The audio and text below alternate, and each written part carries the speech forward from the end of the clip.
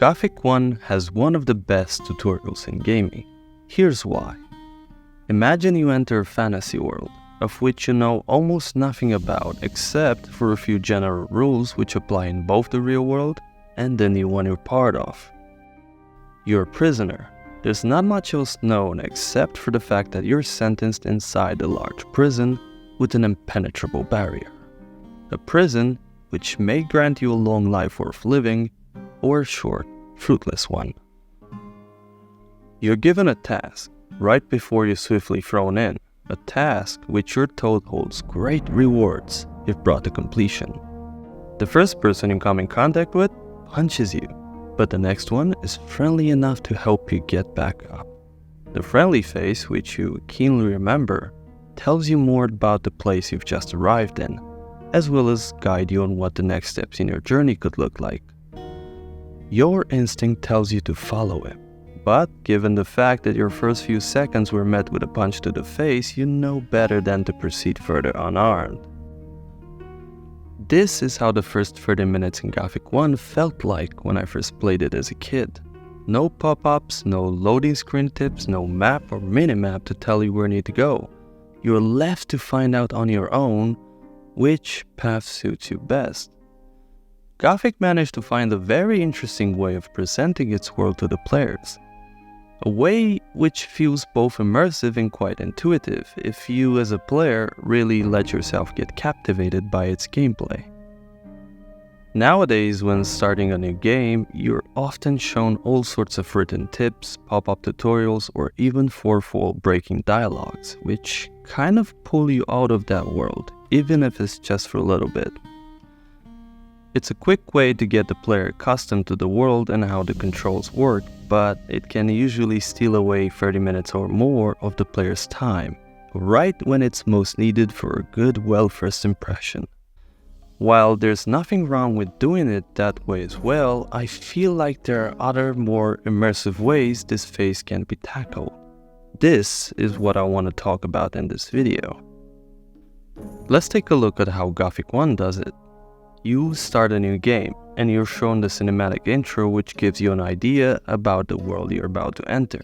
After that, you engage in a dialogue right away with Diego, a friend and a person of interest who will remain close by throughout your adventures. He tells you what you need to know, as well as hints on how you could progress through what seems like your main quest. The dialogue you have with Diego serves as a good tutorial on what the game will have to offer you in terms of content for the first few hours or more, depending on your playstyle. Once you finish the dialogue, the Chapter 1 title card appears and you're free to do whatever you want. You're not shown anything else besides that. Your choices are visually laid out to you. You follow Diego to the old camp, or you take a look around and explore. No matter what path you choose to take, you will eventually get to where you need to go, as the level design and the NPCs in your path help guide you towards your goal. As you walk towards the unmissable old camp, you will notice other NPCs and creatures, a couple of weapons you can arm yourself with, as well as fruits and herbs which can provide healing if needed. Curiosity and exploration are the main tutorials in Gothic 1. If you engage in conversation with the NPCs around, you will learn exactly what you need to know. And if the memory fades, your nameless hero also carries a journal with him, where you can find logs related to your quests, as well as things of interest such as traders and locations.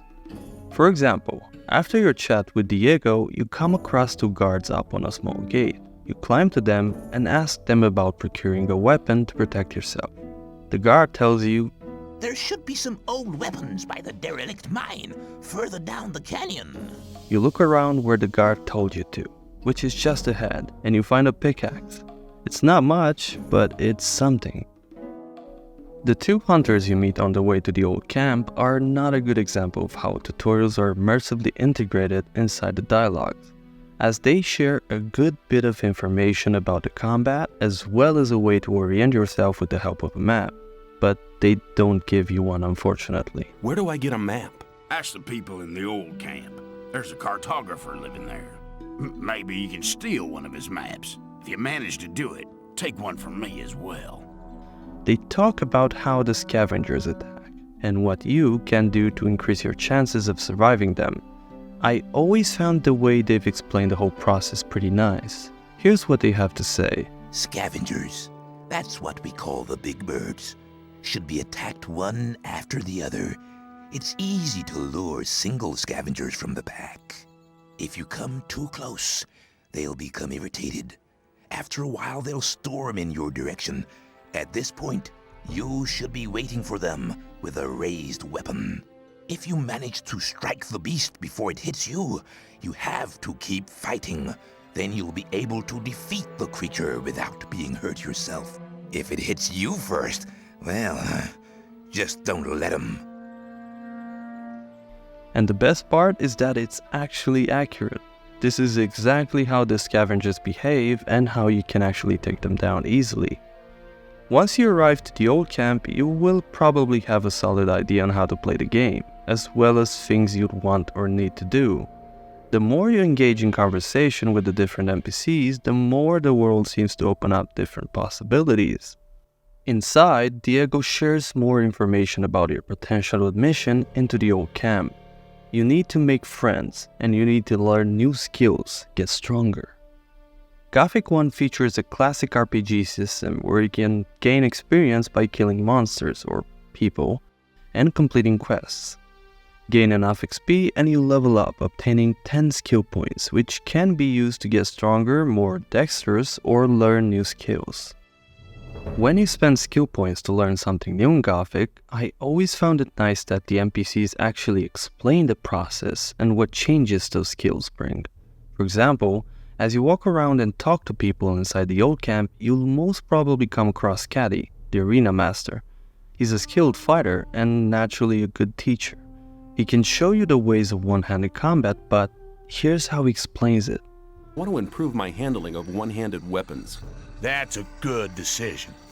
Before you can improve your technique, you'll have to learn how to hold the weapon right. Beginners often tend to hold one-handed weapons with both hands.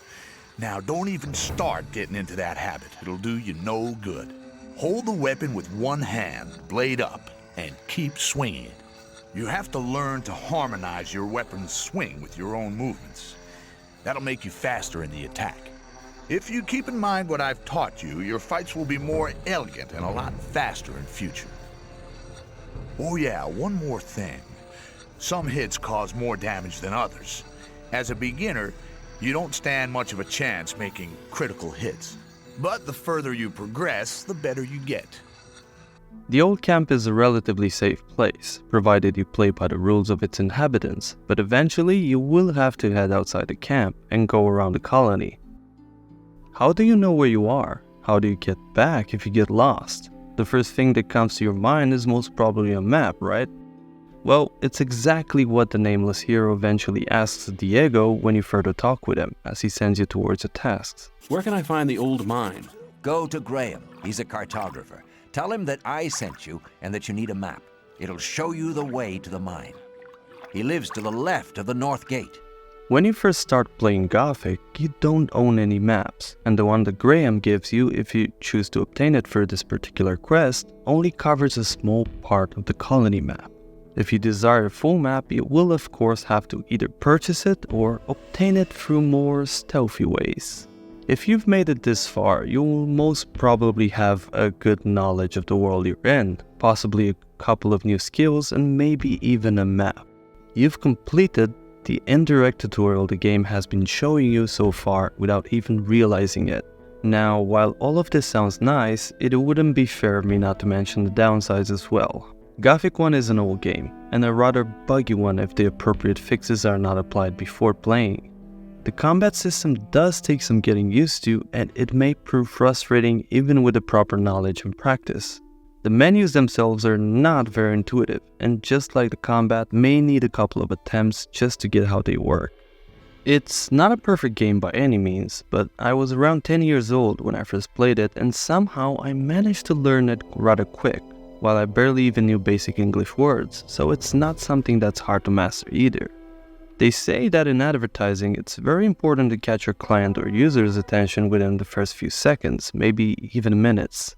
In other words, create a good first impression that can get people hooked. I believe a similar concept was applied to the introduction phase in Gothic 1 as well, yet instead of using tooltips to provide a much easier learning curve for the game, the developers chose to do it through an immersive method. Imagination is a powerful tool, and in Gothic it was used as a way to grab the player's attention and make them want to learn more by themselves. It also provided satisfaction when the player's actions resulted in progressive rewards. However, it's also worth mentioning that there's no autosave feature. In fact, none of the entries in the Gothic series have it. It's up to you to manually create a save which you can come back to. That usually resulted in a few mistakes, some even permanently fatal, since if you did not have a save to go back to, your only choice was to start the game anew. It's a mistake you'll quickly learn to avoid. After all, RPG players are known for their habit of saving every 5 minutes, myself included. So, going back to the subject at hand, Gothic 1 presents a nice kind of tutorial that I personally find enjoying and, as the title of this video states, quite immersive and pretty much the best out there.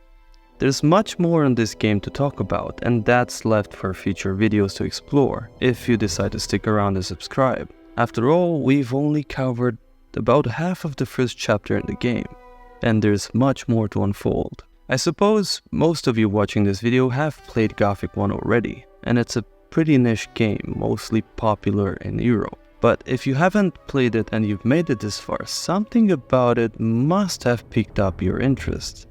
If you decide to try the game out, it goes on sale quite often on Steam, and the community is more than welcoming. After all, there's always place for new people inside a colony. Let me know in the comments how your first experience in Gothic 1 was, as I'm sure you have a story to tell. And if you haven't played this game, is it something that you would try playing? I am curious to hear what everyone thinks. My name is Cloaked, and I am thankful to you for watching this video. If you've enjoyed it, a like would be most appreciated. For now, I bid you farewell, until we meet again.